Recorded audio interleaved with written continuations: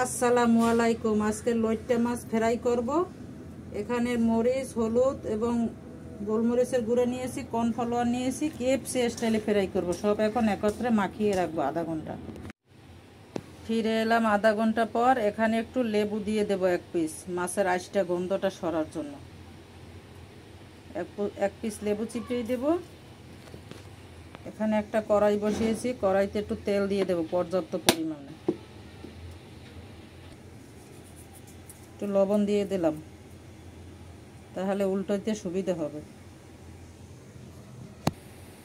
তেলটা পুরোপুরি গরম হবে, তারপর চুলা কমিয়ে একে একে মাছগুলো দিয়ে দেব ফ্রাই করার জন্য। তেল গরম হয়ে গিয়েছে, এখন মাছগুলো দিয়ে দেব।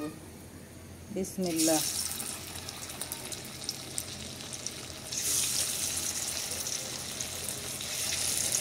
এই জীবনে প্রথম এই মাছ আর কখনো ঘরে আনাও হয় না, খাওয়াও হয় না। কিছু দিয়েছি, আরও কিছু আছে, এটা আবার পরে দিতে হবে। এক পাশ শক্ত হলে উল্টাই দেব। এক পাশ হয়ে গিয়েছে, এখন উল্টাই দেব। দিলাম উল্টাইয়ে, এখন অপোজিটে হবে, তারপর নামিয়ে নেব। আর একটু ভাজা হলে নামিয়ে নেব। একটু কড়কড়া করতে হবে, ক্রিস্পি হয়ে গিয়েছে। এখন চুলা থেকে নামিয়ে নেব। এখানে একটা টিস্যু পেপার রেখেছি, নামাই টিস্যু পেপারে রাখবো।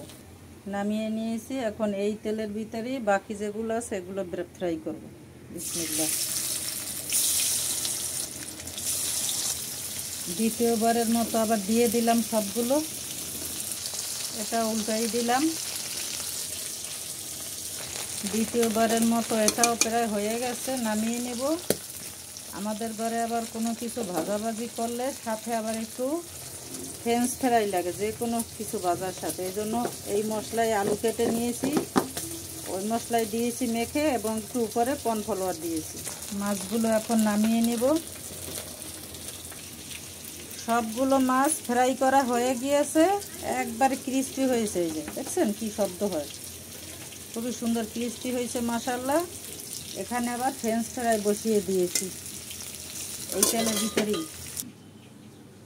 এখন এগুলো খাওয়ার পালা। এখানে সস নিয়েছি, সস দিয়ে খাওয়া হবে। সবাই ভালো থাকবেন, সুস্থ থাকবেন, আমাদের জন্য দোয়া করবেন। যদি কোনো ভুল ত্রুটি করে থাকি ক্ষমা সুন্দর দৃষ্টিতে দেখবেন। অনেক সুন্দর হয়েছে মাশাআল্লাহ। সবার জন্য শুভকামনা রইল। আসসালামু আলাইকুম।